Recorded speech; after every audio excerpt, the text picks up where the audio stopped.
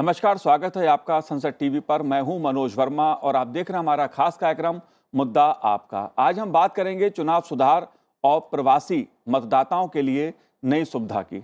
दरअसल देश में जल्द ही घर से दूर रहने वाले लोगों को रिमोट वोटिंग की सुविधा मिल सकती है। मतलब चुनाव के दौरान वोट करने के लिए अपना काम छोड़कर मूल निवास तक जाना अनिवार्य नहीं होगा। जहां रह रहे हैं वहीं मतदान की सुविधा मिलेगी।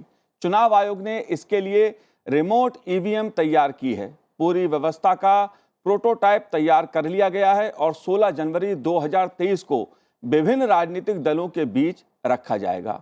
सब कुछ ठीक रहा तो अगले साल 2023 में होने वाले विधानसभा चुनाव में यह सुविधा दी जा सकती है। इसका सबसे बड़ा फायदा उन लोगों को होगा जो नौकरी या काम के लिए अन्य शहरों में रह रहे हैं। प्रवासी लोगों के मतदान के अधिकार के साथ साथ कम मतदान एक बड़ा मुद्दा रहा है। इसलिए चुनाव आयोग की रिमोट वोटिंग की सुविधा से क्या फायदा होगा, मुद्दा आपका में इस पे चर्चा करेंगे। चर्चा करने के लिए खास मेहमान मेरे साथ मौजूद हैं, जुड़े हुए हैं। चुनाव आयोग के पूर्व डीजी अक्षय राउत जी हमारे साथ इस समय मौजूद हैं। अक्षय जी, आपका स्वागत है संसद टीवी पर। साथ ही मेरे साथ इस समय स्टूडियो में मौजूद हैं वरिष्ठ पत्रकार राकेश शुक्ला जी। राकेश जी, आपका भी बहुत बहुत स्वागत है। और हम बात करेंगे मेजर जनरल सेवानिवृत्त अनिल वर्मा जी से, जो प्रमुख हैं एडीआर के। अनिल जी, आपका भी स्वागत है संसद टीवी पर। लेकिन शुरुआत अक्षय जी मैं आपसे करूंगा, क्योंकि एक ऐसी सुविधा जिसको लेकर अक्सर चर्चा होती थी कि जो लोग अपने काम के सिलसिले में दूसरे शहरों में जाते हैं वो वोट कैसे करें, अपने मत का कैसे प्रयोग करें, ऐसी सुविधा कब मिलेगी, ये सवाल उठ के आते थे। ये चुनाव आयोग की पहल कैसी है, आप कैसे देखते हैं, क्या इसके पीछे मुद्दा है? मेरे हिसाब से बहुत ही बड़ी इनिशिएटिव है और इसका कुछ ज़रूर पॉजिटिव बैकग्राउंड रहा है। लेकिन ये जो एक स्टेप जाना है कि पायलट करेंगे इस कार्यक्रम को, ये अपने आप में एक बहुत बड़ा स्टेप फॉरवर्ड है। इसकी थोड़ा फिलोसॉफिकल फाउंडेशन देखना बहुत ज़रूरी है जी। आप देखिए, जो 51 में जब चुनाव की शुरुआत हुआ स्वाधीन भारत की, तब यूनिवर्सल अडल्ट फ्रेंचाइज का कॉन्सेप्ट का मतलब था कि ऑलमोस्ट लाइक यूनिवर्सल पार्टिसिपेशन भी होना चाहिए जी। जिनको वोट देने का क्वालिफिकेशन होता है वो सारे पंजीकृत हों और सारे वोट दें। लेकिन ये ऐसे हुआ नहीं है तरह तरह के कारणों से। और उसके बारे में जो चुनाव प्रबंधन है, एक तो एक राजनीतिक रोल रहता है, पॉलिटिकल कॉन्टेस्टेशन की, पॉलिटिकल एजेंडा की बहुत बड़ा रोल रहता है। वो आप और हमने देखा है बार बार। चुनाव से चुनाव बदलते रहते हैं, पॉलिटिकल एजेंडा बदलते रहते हैं। कभी आकर्षक होता है, रोचक होता है, लोग वोट देते हैं और कैंपेनिंग होता है, उसी बेसिस पर वोट देते हैं। लेकिन प्रबंधन की तरफ से जो मानिए सूचना हो, प्रेरणा हो या सहूलियत हो, ये तीनों चीज़ों का जो मिश्रित चीज़ होता है, ये इलेक्शन कमीशन 10-15 साल पहले, 12 साल पहले इसको एक्टिवली अपने हाथ पर लिया और उसने एक स्वीप का प्रोग्राम भी लॉन्च किया, systematic voters education electoral participation, जिसका कि मकसद ये है कि सारे लोग पंजीकृत हों जो क्वालिफाइड हैं और सारे लोग वोट दें। लेकिन उसमें एक बहुत बड़ा वर्ग जिसको आप कुछ कर नहीं सकते हैं, एक सब हेल्पलेसनेस था, जो कि होना नहीं चाहिए शायद, लेकिन हेल्पलेसनेस है वो माइग्रेंट वोटर। उसको शायद प्रवासी वोटर बोलना मुझे नहीं लग रहा है कि इतना प्रवासी वोटर में हम हमेशा सोचते हैं कि जैसे एनआरआई है, ये नहीं है। हमारे जो करोड़ गरीब माइग्रेंट की या कोई काम की हमारे जो होते हैं, शादीशुदा भी लोग होते हैं, जगह चेंज हो जाता है, पढ़ाई के लिए जाते हैं, जॉब के लिए जाते हैं।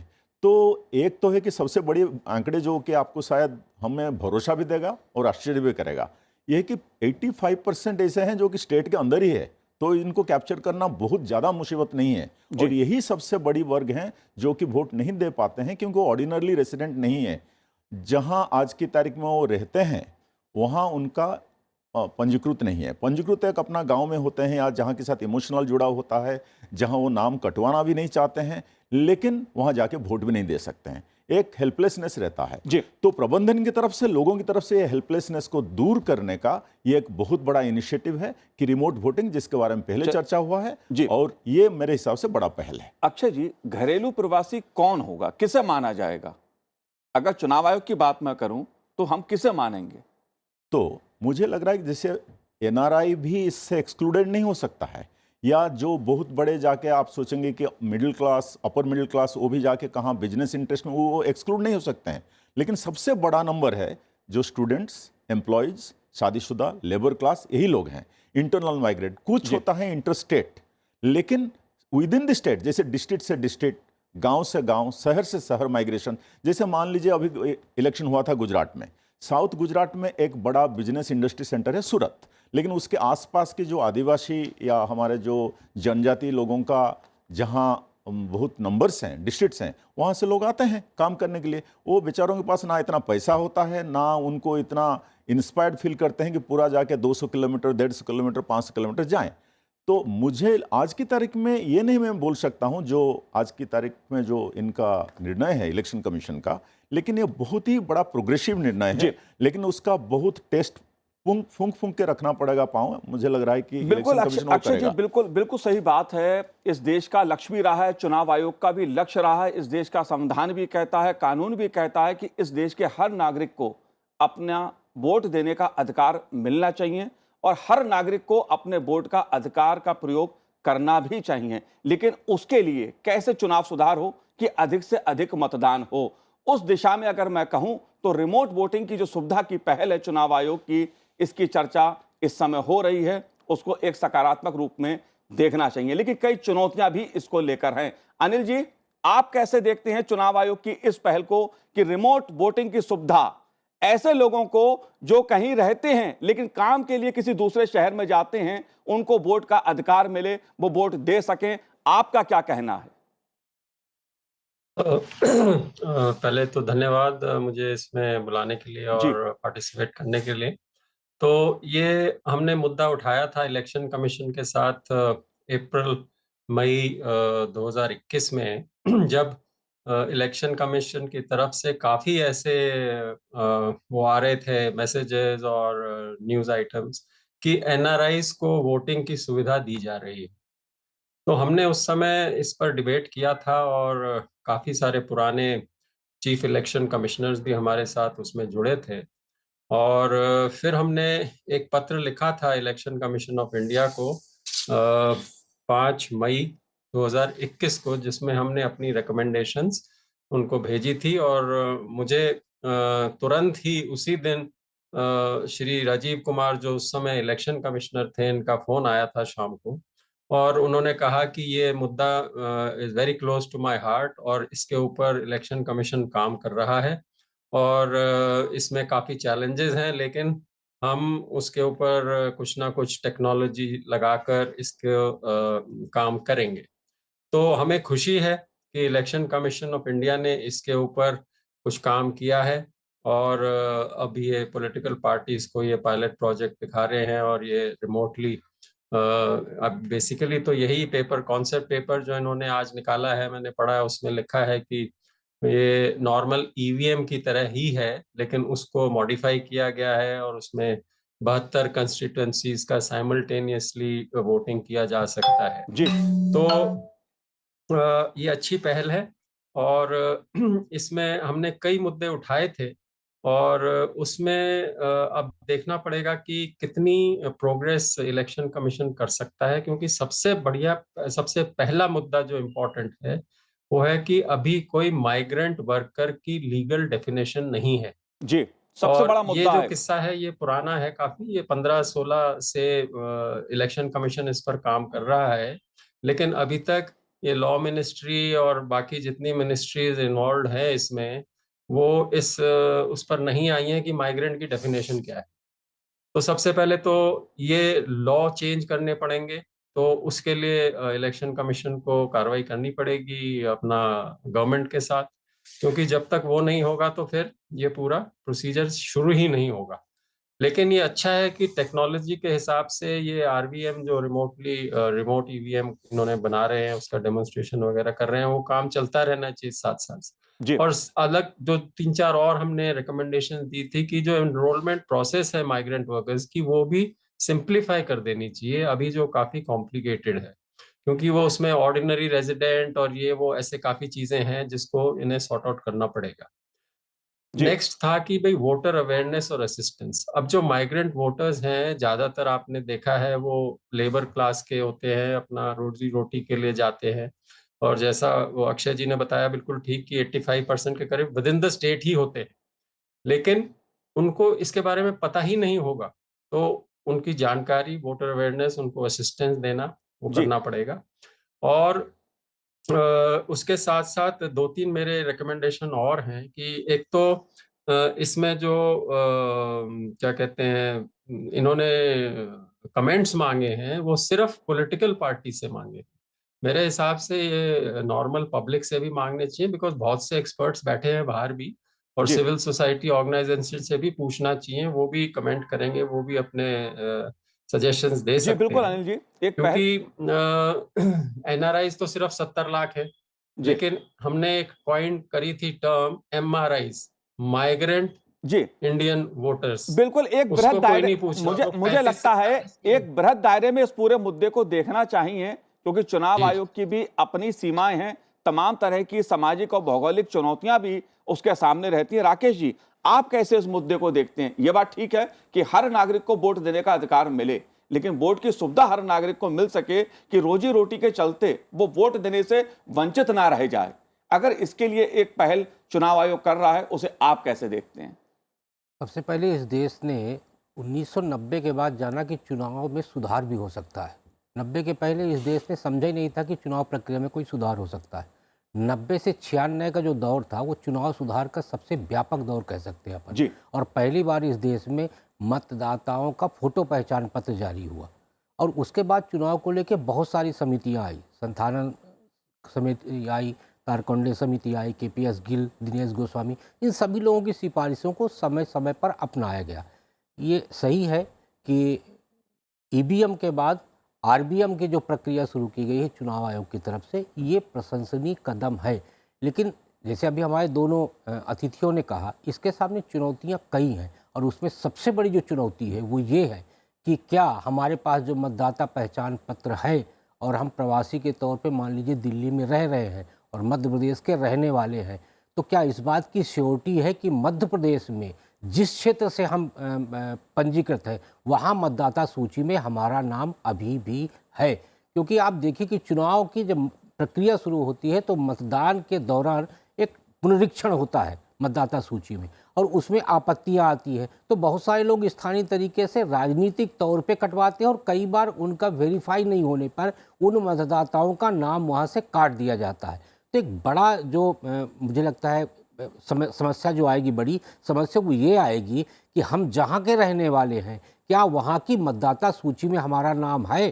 क्योंकि जब हम यहाँ मतदान केंद्र पे वोटिंग करने जाएंगे तो हमें सबसे पहले ये वेरीफाई करके वो लोग बोलेंगे कि आपका नाम मतदाता सूची में नहीं है। जी तो एक बड़ा जो समस्या आएगी वो ये आएगी प्रवासियों के सामने कि उनका नाम मतदाता सूची में रहे, इसके लिए उनको स्थानीय तौर पे बड़ा प्रयास करना पड़ेगा। तो ये इस समस्या का समाधान कैसे चुनाव आयोग करेगा? जी, एक तो मुद्दा जो राकेश जी ने उठाया, एक बड़ा व्यवहारिक मुद्दा मैं समझता हूं कि अभी समस्या आती है कि मतदाता सूची में नाम है या नहीं है। दिल्ली नगर निगम के हाल में चुनाव हुए, तमाम ऐसी शिकायतें आई कि जो मोहल्ले के रहने वाले हैं उन्हीं का नाम मतदाता सूची से गायब था। एक तो मुद्दा ये, एक दूसरा मुद्दा गोपनीयता का।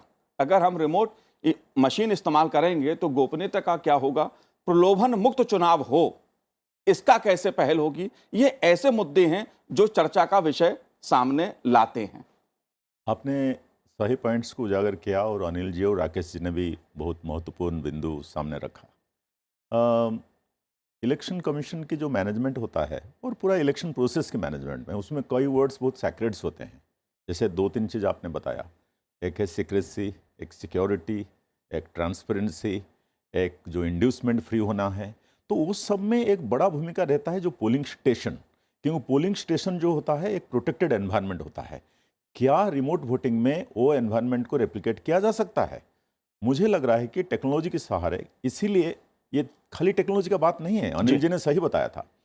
एक लीगल तो बात है, आपकी जो आरपी एक्ट 50-51 या कंडक्ट ऑफ इलेक्शंस जो 1960 का है, या इलेक्टोरल रूल्स सबने राकेश जी ने जिक्र किया, वो सारे में चेंज करना जरूरत पड़ेगा। इसलिए राजनीतिक सहमति और गवर्नमेंट, मिनिस्ट्री ऑफ लॉ, इन लोगों का भी सहयोग आवश्यक है। वो जो प्रोसेस शुरू हो चुका है, मेरे हिसाब से जो 16 तारीख को एक मीटिंग है, उसके बाद उनको रिटन सबमिशन में मांगा है, और मुझे लग रहा है कि शायद इलेक्शन कमीशन अपने तरीके से कोई वाइडर सिविल सोसाइटी, जो अनिल जी ने बात कहा, उनको कंसल्ट करने का एक उपाय ढूंढ लगा। लेकिन फिर मैं आ जाता हूँ, एक प्रशासनिक, एक टेक्नोलॉजी, एक लीगल, 3 साइड में इसका बहुत सारे आयाम हैं, और उसको स्टिचअप करा देना बहुत जरूरी है। और मुझे इस चीज़ से उम्मीद आता है कि आप अभी अगर गुजरात और हिमाचल के चुनाव में देखेंगे, पोलिंग बिफोर पोलिंग हुआ है। जी। जैसे 80 साल के जो ऊपर थे या कोई उनका हैंडीकैप्ड हैं, फिजिकली डिफिकल्टीज हैं, जिनका कंडीशन ऑफ लाइफ, उनके लिए पूरा पोलिंग स्टेशन उनके घर पर जाके बना के वोट ऑब्टेन करने का प्रबंध हुआ और उसमें सफलता मिला। लेकिन वो सफलता हमें एनकरेज करेगा, लेकिन अश्योर नहीं करेगा। क्यों अश्योर नहीं करेगा? क्योंकि वो छोटे नंबर पर है। अभी जो रिमोट वोटिंग होंगे वो उससे कई ज़्यादा होगा। और मान लीजिए 80 साल वाला भी अगर हमारा पूरा स्टेट या पूरा नेशन वाइड 24 इलेक्शन में होता है, वो यूपी बिहार में कई नंबर ज़्यादा होंगे। तो इसीलिए उसमें क्या हम, आपने जो जिक्र किया, क्या पोलिंग स्टेशन की जो सारे सिक्योर सिस्टम को हम इंश्योर कर पाएंगे? लेकिन टेक्नोलॉजी के सहारे इलेक्शन कमीशन सोच रहा है अपना प्रशासनिक बंदोबस्त करके, वो संभव है। और उसी हिसाब से एक पायलटिंग चल रहा है। मुझे लग रहा है कि शायद स्टेट वगैरह में पहले पायलटिंग होगा। और ये मत सोचिए कि जो जहां हर जगह में पोलिंग स्टेशन होगा, ये जो रिमोट वाली पोलिंग स्टेशन जो मल्टी कॉन्स्टिट्यूएंसी होगा, मुझे लग रहा है कई चुनिंदे जगह में होगा जहां की उससे ज़्यादा कवरेज हो पाएगा। और ऐसे तो हर जो इलेक्टोरल रोल में ऑर्डिनरली, हाँ, आपने एक पॉइंट में बताऊंगा कि इस किसको जो एब्सेंट है ऑर्डिनरली, और ऑर्डिनरली रेसिडेंट होता है, उसका रजिस्ट्रेशन होता है। जो एब्सेंट ऑर्डिनरली होता है और दूसरी जगह चला गया है, वो शायद डेफिनेशन होगा। लेकिन ये डेफिनेशन सही बताया गया कि बहुत एक कॉम्प्लेक्स मैटर है कि कौन है माइग्रेंट, उसका डिफाइन करना पड़ेगा। उसका आइडेंटिफिकेशन भी होगा, एक टेक्नोलॉजिकल पोलिंग स्टेशन लेवल में जो आइडेंटिफिकेशन होता है वो भी करना पड़ेगा। सो काफ़ी सारे स्टेप्स हैं। मुझे लग रहा है कि वो स्टेप का जो कॉन्सेप्ट पेपर आया है उसमें कुछ स्टेप्स का जिक्र है। पॉलिटिकल पार्टी जब आएंगे, इसमें मिल जाएंगे, वो अपना सुझाव देंगे। और उसके बाद सिविल सोसाइटी जैसे एडीआर वगैरह, अनिल जी वगैरह काम करते हैं, और भी लोग काम करते हैं, वो भी अपना सुझाव देंगे। मुझे लग रहा है कि सबकी मिलीजुली प्रयास में एक हमें आगे जो पायलट मिलेगा, जो प्रोटोटाइप के बेसिस पर, वो मुझे लग रहा है कि आने वाले दिनों में, हाँ, एक चीज़ मैं बताऊंगा, लास्ट पॉइंट, ये जो रिमोट वोटिंग माइग्रेंट पॉपुलेशन के लिए, ये कोई, इसको थोड़ा सा आप ह्यूमन राइट्स की तरफ से भी देखें जी।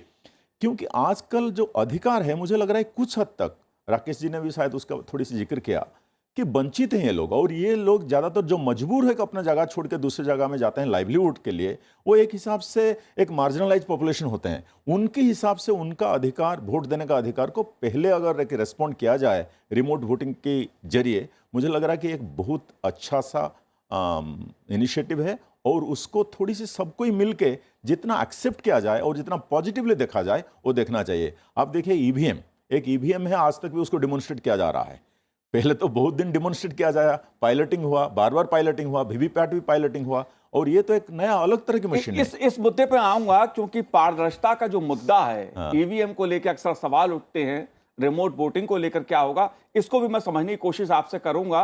लेकिन अनिल जी, एक बड़ा मुद्दा मतदान प्रतिशत का है, और अगर रिमोट वोटिंग की बात चुनाव आयोग कर रहा है, तो कहीं ना कहीं इसके पीछे एक उद्देश्य, एक मुद्दा यह है कि अधिक से अधिक लोगों को मतदान करने का मौका मिले, ताकि देश में अधिक से अधिक मतदान हो सके, मतदान प्रतिशत बढ़ सके। क्योंकि अभी भी अगर आप देखिए तो 55, 60, 65, 70 ऐसे ही औसत में वोटिंग होती है।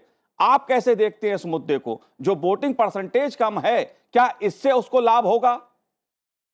बिल्कुल लाभ होगा जी, क्योंकि अभी जो पिछले 2019 के जनरल इलेक्शंस का वोटिंग परसेंटेज लगभग 67% था।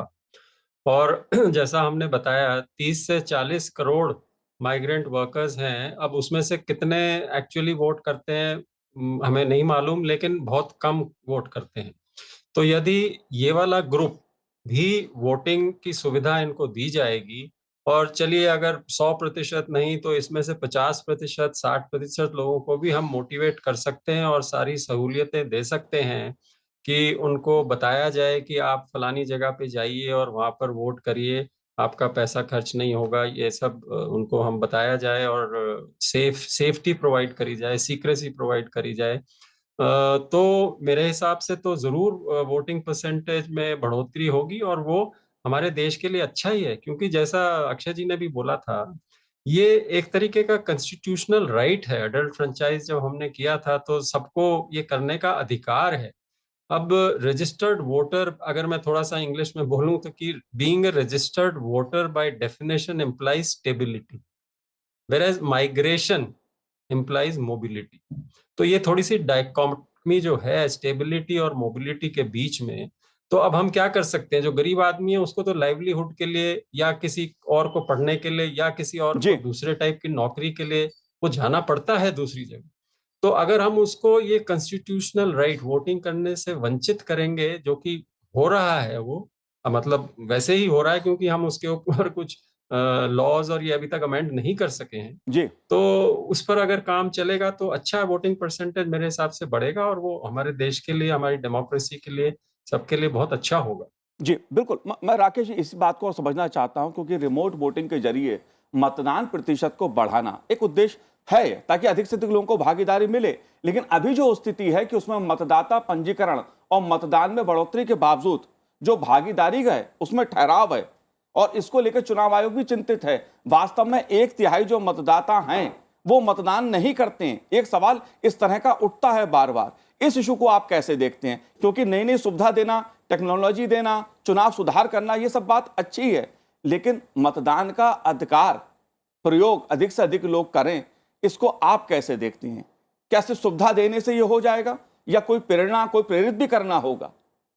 हमें मनोज जी समझना होगा कि इस देश में जो प्रवासी वर्ग है उसकी दो श्रेणियां हैं, एक संगठित, एक असंगठित।